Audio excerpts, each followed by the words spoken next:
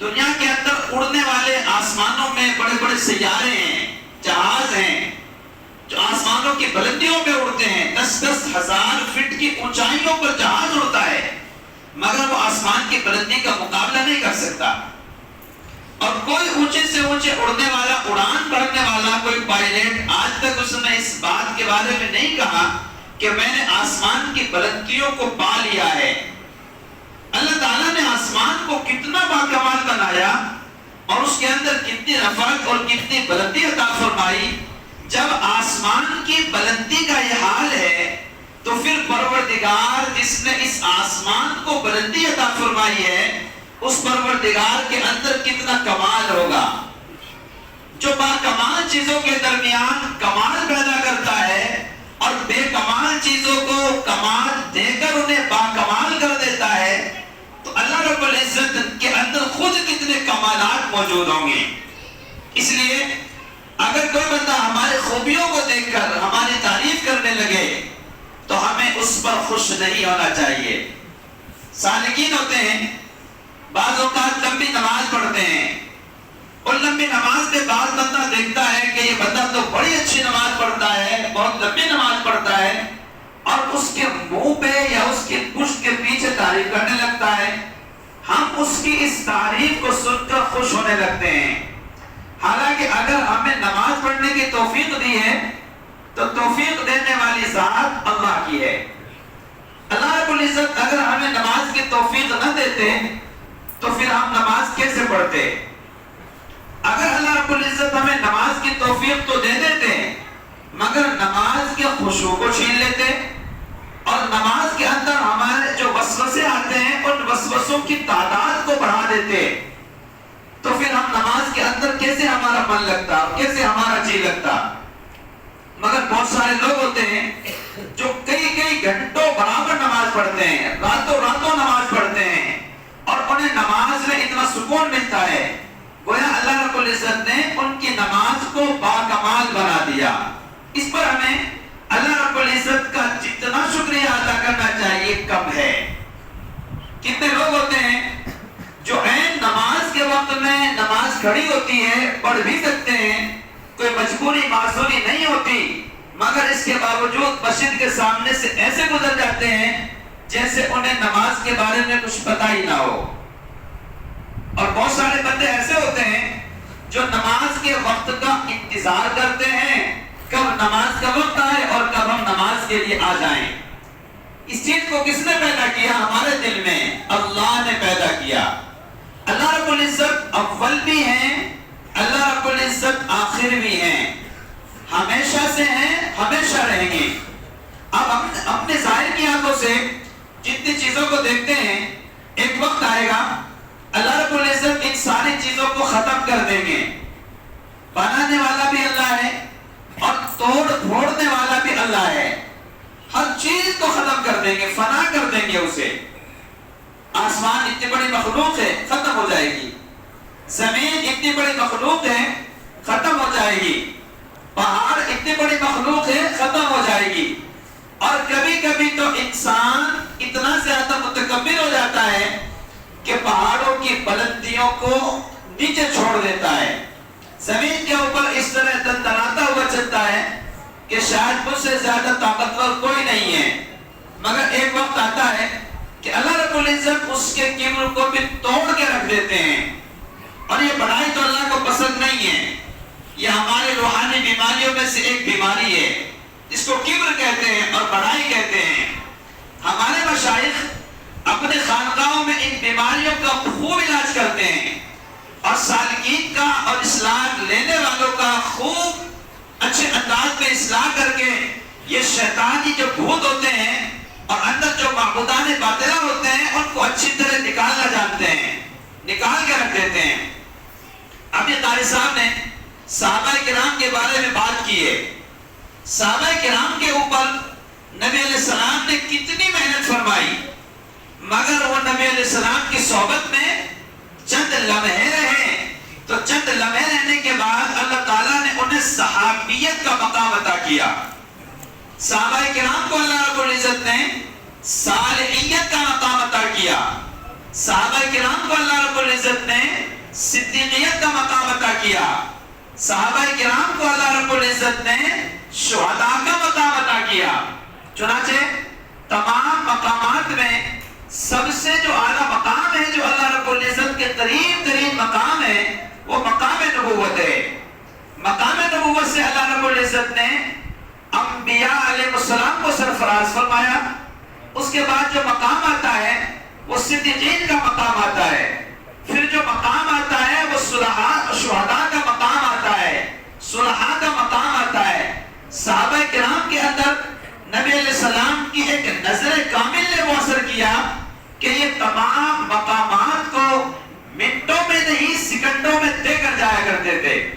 ہمارے سالکین جو اپنے علماء کی خدمت میں، اپنے مشائخ کی خدمت میں رہتے ہیں، اللہ رب العزت شیخ کی نظر میں وہ مقام عطا کرتے ہیں کہ بندہ بہت جلدی ایک مقام نہیں بے انتہا مقامات کو حاصل کر جاتا ہے.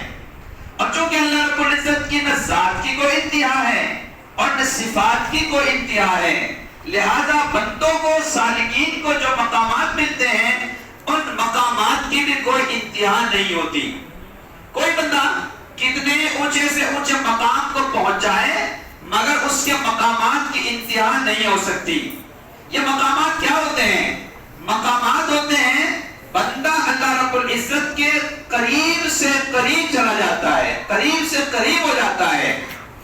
چنانچہ یہ جو محنتیں ہوتی ہیں نماز کی وجہ برکت سے، یہ جو محنتیں ہوتی ہیں ذکر کی لائن سے، یہ جو محنتیں ہوتی ہیں قرآن کی لائن سے، یہ جو محنتیں ہوتی ہیں مراقبات کی لائن سے، یہ جو محنتیں ہوتی ہیں مشائخ کی صحبت کی لائن سے، ساری کی ساری محنتوں کا جو لب لباب اور نچوڑ ہوتا ہے وہ نچوڑ اسی لیے ہی ہوتا ہے تاکہ بندہ اللہ رب العزت کے قریب سے قریب ہو جائے. اب دیکھیے جو بندہ اللہ رب العزت کے قریب ہونا چاہتا ہے اللہ رب العزت اسے اپنے بہت جلدی قریب کر لیا کرتے ہیں. حدیث مبارکہ میں نبی علیہ السلام نے ارشاد فرمایا کہ اللہ رب العزت ارشاد فرماتے ہیں من تقرب الی شبرا تقربت الیہ ذراعا.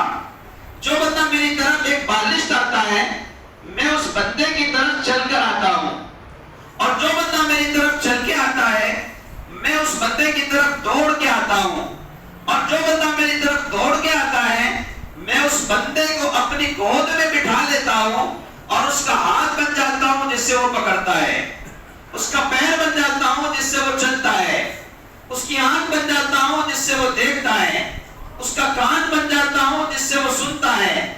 وہ یہ ہے کہ اب اللہ رب العزت اس کے ہر معاملات میں اس کا مددگار ہو جاتا ہے، اس کا معین ہو جاتا ہے. چنانچہ سب سے پہلے ہمیں اس عقیدے کو صحیح کرنے کی ضرورت ہے کہ اللہ رب العزت اول بھی ہیں اور اللہ رب العزت آخر بھی ہیں. کائنات ختم ہو جائے گی مگر اللہ رب العزت کی ذات ہمیشہ ہمیشہ رہے گی اور باقی رہے گی. اللہ رب العزت کی ذات ظاہر بھی ہے، اللہ رب العزت کی ذات باطن بھی ہے. دنیا کے اندر ہم اپنی ظاہر کی آنکھوں سے جتنی چیزوں کو دیکھتے ہیں ان ساری چیزوں میں اللہ رب العزت کی ذات اور صفات کا مظاہرہ ہوتا ہے. اب دیکھیں ہمارے سامنے یہ لائٹ جل رہی ہے، اس لائٹ کے اندر جو روشنی آئی ہے تو یہ روشنی لائٹ کے اندر پیدا کرنے والا کون ہے؟ اللہ رب العزت ہے. ورنہ تو کتنی لائٹیں ہوتی ہیں جو صحیح سالم ہونے کے باوجود جل نہیں پاتی، کتنے پنکھے ہوتے ہیں جو صحیح سالم ہونے کے باوجود چل نہیں پاتے. دنیا کے اندر کتنی ایسی مشینریاں ہوتی ہیں جو صحیح سالم ہوتی ہیں مگر چل نہیں پاتی، اور اگر چلتی ہیں تو مالک جس انداز سے انہیں چلانا چاہتا ہے وہ اس انداز اور اس کنڈیشن پر نہیں چل پاتی. چنانچہ کتنے لوگ ایسے ہوتے ہیں جو بہت چھوٹے چھوٹے کام کرتے ہیں مگر اللہ رب العزت ان کاموں کے ذریعے انہیں مہینے میں لاکھوں عطا فرماتے ہیں. اور کتنے لوگ ہوتے ہیں جو مہینوں میں نہیں روزانہ لاکھوں کماتے ہیں مگر جب مہینہ پورا ہو جانے کے بعد اپنا حساب کتاب جوڑتے ہیں تو بجائے بچنے کے قرضے میں جاتے ہیں. مالدار کو غنی کرنے والی اور مالدار کو غریب کرنے والی اور غریب ذات اللہ کی ہے. ہر چیز کے اندر اللہ رب العزت بندوں کو اپنی ذات اور اپنی صفات کا مظاہرہ کراتے ہیں. سورج آسمان کے اندر روشنی دیتا ہے، اللہ رب العزت کی ذات کا مظاہرہ ہے، چونکہ اسے اللہ تعالیٰ نے پیدا کیا ہے. چاند آسمان کے اونچائی میں نکلتا ہے اور رات کے اندھیرے میں چمکتا ہے، اللہ رب العزت کی ذات کا مظاہرہ ہے کہ اللہ رب العزت ہیں تبھی تو چاند نکلتا ہے.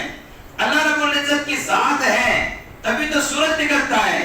اگر اللہ رب العزت کی ذات نہ ہوتی تو نہ آسمانوں میں سورج نکلتا اور نہ آسمانوں میں چاند نکلتا. ایک وقت آئے گا کہ اللہ رب العزت ان ساری چیزوں کو ختم کر دیں گے. ہم چونکہ مسلمان ہیں اور ہم نے اس بات کا اقرار کیا ہے وَالْيَوْمِ الْآخِرِ، ایک یوم آخر آئے گا، قیامت کا دن، اور اس قیامت کے دن میں یہ دنیا کی ساری چیزیں ختم ہو جائیں گی، ہر بندہ چلا جائے گا دنیا سے. پھر اللہ تعالیٰ ہر بندے کو اپنے یہاں حساب کتاب کے لیے جمع کریں گے، اور جمع کرنے کے بعد پھر ہم دنیا میں جو کچھ کر رہے ہیں اس سب کا حساب اللہ رب العزت ہم سے لیں گے. چنانچہ اللہ تعالیٰ ظاہر بھی ہے اور اللہ تعالیٰ باطن بھی ہے، اللہ تعالیٰ اول بھی ہے اور اللہ رب العزت آخر بھی ہے. یہ مسلمانوں کا عقیدہ ہے. جہان کو اللہ نے بنایا اور جہان کو ختم بھی اللہ ہی فرمائیں گے.